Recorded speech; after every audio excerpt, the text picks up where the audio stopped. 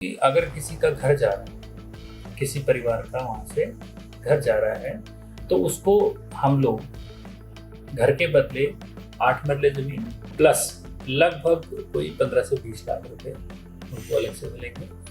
और in case वो परिवार चाहता है कि उसको ज़मीन की आवश्यकता नहीं है, उसको एक मुश्त वन टाइम ऑप्शन के तहत एक मुश्त राशि दे दी जाए, तो लगभग 40 से 45 लाख के रेंज के बीच में उसको एक मुश्त पैसा मिल जाएगा 8 लाख तक। वैसे ही जो शॉपकीपर्स हैं उनके लिए भी कि हम दुकान के बदले दुकान देंगे या लगभग उनको 10 लाख रुपये एक मुश्त देंगे। जहाँ तक दुकान के बदले दुकान की बात है, तो सरकार ने प्रोविजन किया है कि हम एक मार्केट कॉम्प्लेक्स बनाएंगे। उस मार्केट कॉम्प्लेक्स के अंदर उन सबको वहाँ पर हम दुकान आवंटित करेंगे ड्रॉप लॉट्स के माध्यम से। सवाल आ रहा है कि उनकी जमीन तो आ गई है एयरपोर्ट के विस्तारीकरण के लिए, लेकिन अभी तक उनको जो है भूमि अधिग्रहण नहीं किया गया है, उनको फंडिंग नहीं मिली है। तो उससे रिलेटेड आपके पास क्या जानकारी है अभी तक? अगर मैं लैंड एक्विजिशन के बारे में बताऊं, तो लैंड एक्विजिशन की जो प्रक्रिया है वो कानूनी तौर पर 2013 का एक नियम है, अधिनियम है भारत सरकार का, जिसके माध्यम से गवर्न होती है। और उसमें एक डिटेल्ड प्रोसेस है। उस प्रोसेस में पहले SIA होता है, फिर प्रिलिमिनरी नोटिफिकेशन निकलता है, फिर डिक्लेरेशन होती है, उसके बाद अवार्ड होता है, अवार्ड के बाद फिर फंड डिस्पर्सल होता है। तो एक लंबी चौड़ी प्रक्रिया इसके अंदर इन्वॉल्व है।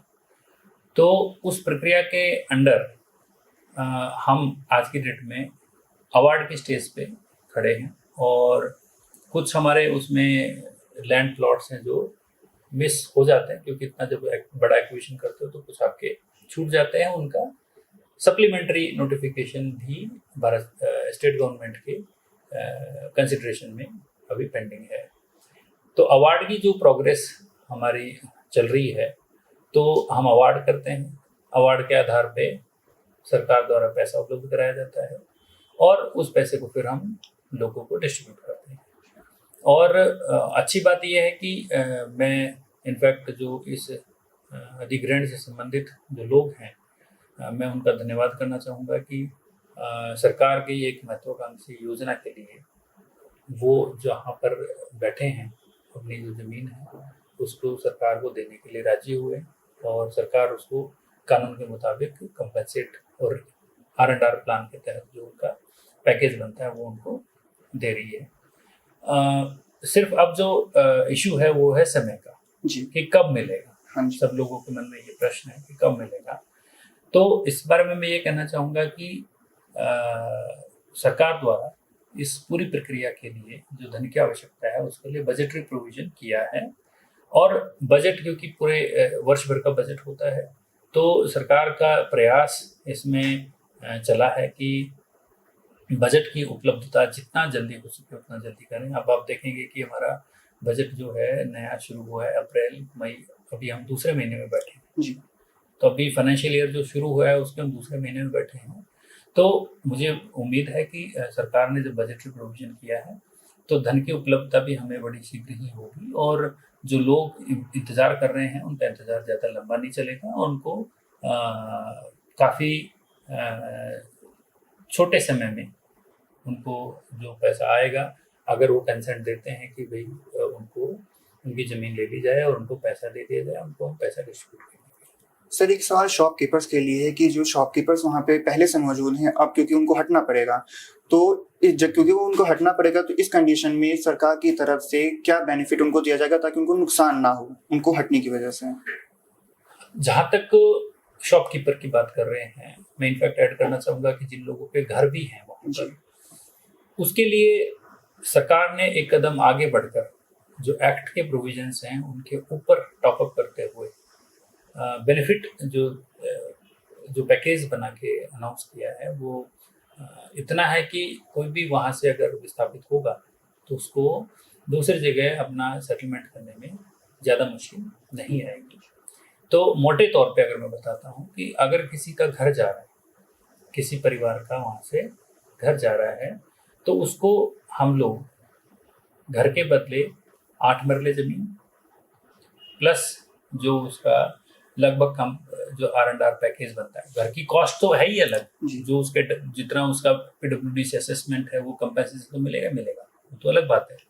लेकिन उसके साथ जो R&R वाला प्लान है, उनको रिहेबिलिटेट करने के लिए जो प्लान है, उस प्लान के तहत 8 मरले जमीन प्लस लगभग कोई 15 से 20 लाख रुपए उनको अलग से मिलेंगे। और इन केस वो परिवार चाहता है कि उसको जमीन की आवश्यकता नहीं है, जी। उसको एक मुश्त वन टाइम ऑप्शन के तहत एक मुश्त राशि दे दी जाए, तो लगभग 40 से 45 लाख के रेंज के बीच में उसको एक मुश्त पैसा मिल जाएगा R&R का। वैसे ही जो शॉपकीपर्स हैं उनके लिए भी दुकान के बदले दुकान भी वो मांग सकते हैं, और दुकान के बदले में जो रिहेबिलिटेशन है, देखो एक प्रश्न है कि दुकान का मालिकाना हक किसके पास है, तो उसका जो कंपेंसेशन है उस मालिक को जाएगा। लेकिन जो शॉप चला रहा है, शॉपकीपर है, तो शॉपकीपर रिहेबिलिटेट हो, उस रिहेबिलिटेशन के लिए सरकार ने एडेड प्रोविजन करते हुए उनको कहा कि हम दुकान के बदले दुकान देंगे या लगभग उनको 10 लाख रुपए एक मुश्त देंगे। तो वो ऑप्शन चूज कर सकते हैं कि उनको वन टाइम ऑप्शन में सीधा पैसा चाहिए या दुकान के बदले दुकान चाहिए। जहाँ तक दुकान के बदले दुकान की बात है, तो सरकार ने प्रोविजन किया है कि हम एक मार्केट कॉम्प्लेक्स बनाएंगे।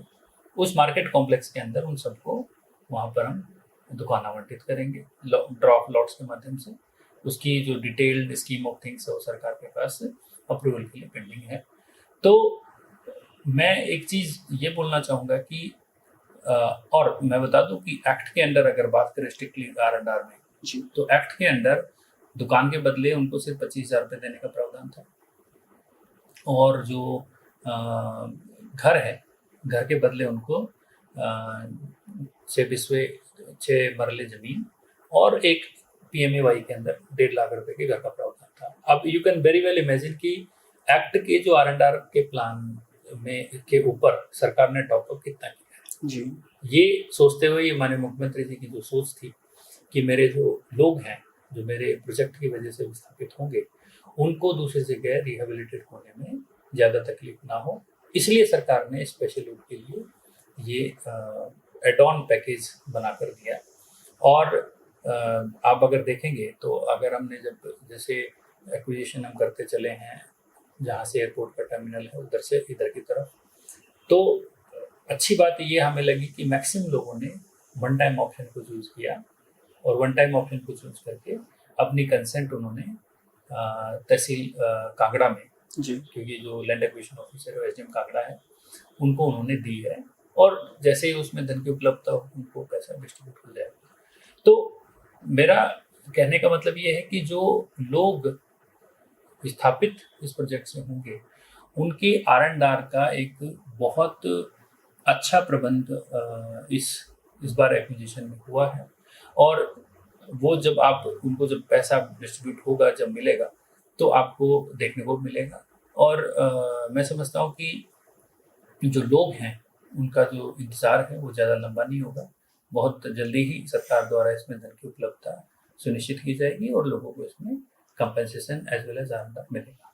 सर, एक और सवाल था कि जब पौंग डैम बनाया गया था, उस समय पे जब रिहेबिलिटेशन हुआ, तो उस समय लोगों को ये समस्या, कुछ लोगों को ऐसी समस्या देखनी पड़ी कि जब उनको राजस्थान की कुछ ज़मीनें दी गई, यहाँ से जब रिहेबिलिट किया गया, तो सामाजिक स्तर पे थोड़ा चेंजेस देखने को मिले उनको, मतलब शायद सही नहीं लगा उनको कि वहाँ पे भेजा गया, उनको हिमाचल के अंदर ही रहना था शायद।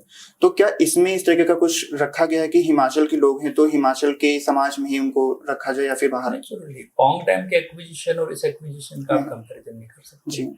You can not draw parallel between two acquisition. उस एक्विजिशन में लगभग 20,000 परिवार स्थापित हुए जी। इस एक्विजिशन में हमारे लगभग 700-800 फैमिलीज हैं जो स्थापित हो रहे हैं, कोई 500-600 के आसपास दुकानें हैं जो हमारी इसके अंदर जाएंगी।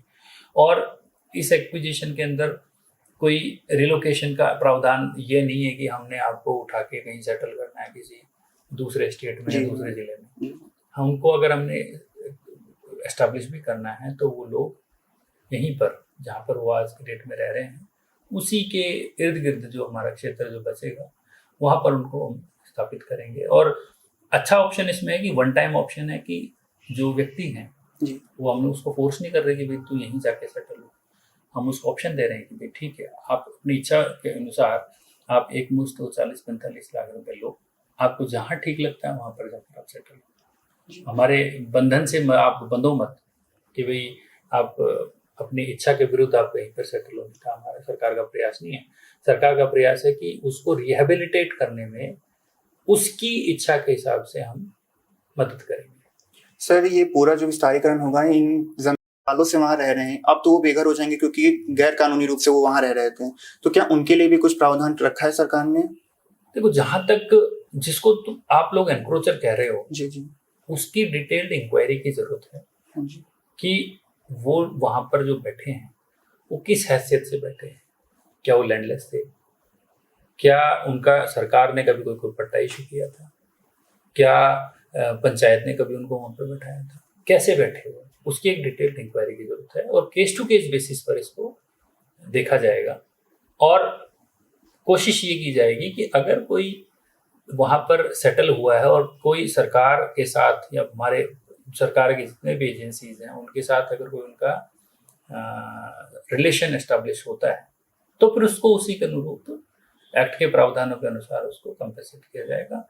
और अगर जो बिल्कुल ही एनक्रोचर की श्रेणी में आएगा, तो नेचुरल सी बात है कि एनक्रोचमेंट के लिए अलग नियम है और उसके नियम के हिसाब से उसमें कार्रवाई होगी। तो कोशिश इसमें हमारी है कि मैक्सिमम लोगों को, जो लोग सच में उससे बेघर होंगे, सच में जो परेशान होंगे, उनको सरकार कंपनसेट करने के लिए, रिहेबिलिटेट करने के लिए प्रतिबद्ध है। जी। और सर, लास्ट सवाल मेरा ये है कि क्योंकि ये सरकारी काम इसमें ज़्यादा है, तो ट्रांसपेरेंसी को किस तरीके से रखा जाएगा कि लोगों के बीच में जो एक शंका बनती है कि क्योंकि इसमें लैंड एक्विजिशन को लेके हमने अपने देश में बहुत सारी ऐसी चीज़ें देखी हैं जहाँ पे करप्शन को लेके खासतौर पे चार्जेस लग जाते हैं, बाद में पता चलता है, तो ऐसा इसमें नहीं होगा कभी।